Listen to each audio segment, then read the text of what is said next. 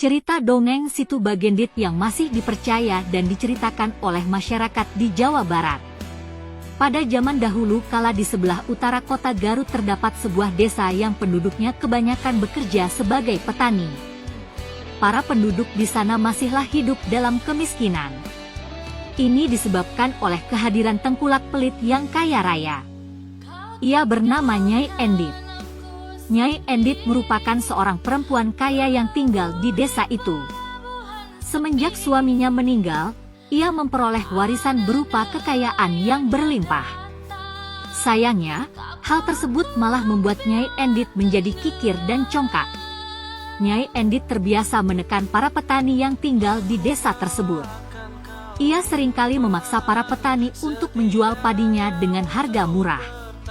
Dan ketika persediaan beras masyarakat habis, mereka harus membeli dari Nyai Endit dengan harga yang melambung tinggi. Harta yang berlimpah hanya membuat Nyai Endit semakin pelit.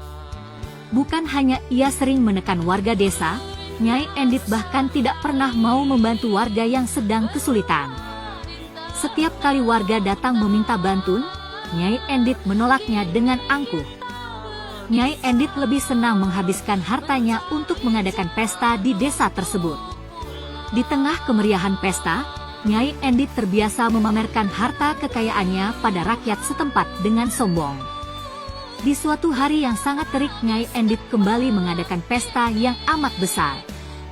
Hal ini membuat warga setempat merasa khawatir akan persediaan beras mereka yang akan habis dan terik matahari penanda musim kemarau telah tiba. Di tengah meriahnya pesta yang diadakan Nyai Endit, dari kejauhan datanglah seorang pengemis tua. Ia memakai pakaian compang-camping dan celana yang lusuh. Pengemis itu berjalan terbungkuk-bungkuk melewati rumah penduduk dengan tatapan iba dan menemui Nyai Endit di rumahnya. Tiba-tiba saja pengemis tua datang dan mau meminta makan karena sudah beberapa hari tidak makan. Nyai Endit yang melihat pengemis itu merasa terganggu. Ia pun berusaha memanggil penjaga untuk mengusir pengemis itu dari rumahnya. Tidak lama para penjaga pun tiba dan memaksa pengemis tua itu untuk segera pergi. Pengemis itu pun pergi dengan perasaan sangat sedih. Di sebuah jalan di desa tersebut ditemukan sebuah tongkat yang tertancap di tanah. Tidak ada satupun warga yang mengetahui mengapa tongkat tersebut ada di sana. Lebih anehnya lagi, tidak ada seorang pun yang berhasil mencabut tongkat tersebut, meskipun banyak warga yang telah mencoba menariknya beramai-ramai. Nyai Endit yang terlihat penasaran berusaha mendekati kerumunan warga yang tengah mencoba menarik tongkat tersebut. Tanpa diduga ternyata pengemis yang Nyai Endit usir sebelumnya kembali. Melihatnya, Nyai Endit pun kembali merasa geram dan menyuruhnya mencabut tongkat itu dan mengusirnya untuk pergi. Pengemis tua itu melihat Nyai Endit dan ia pun mengabulkan permintaannya. Sang pengemis tua segera mencabut tongkat tersebut. Warga pun terheran mengapa pengemis itu mampu melakukannya padahal tidak ada warga yang mampu. Setelah dicabut, tiba-tiba saja mengalirlah air dari tempat tersebut. Semakin lama air semakin deras dan tinggi, memenuhi tempat itu.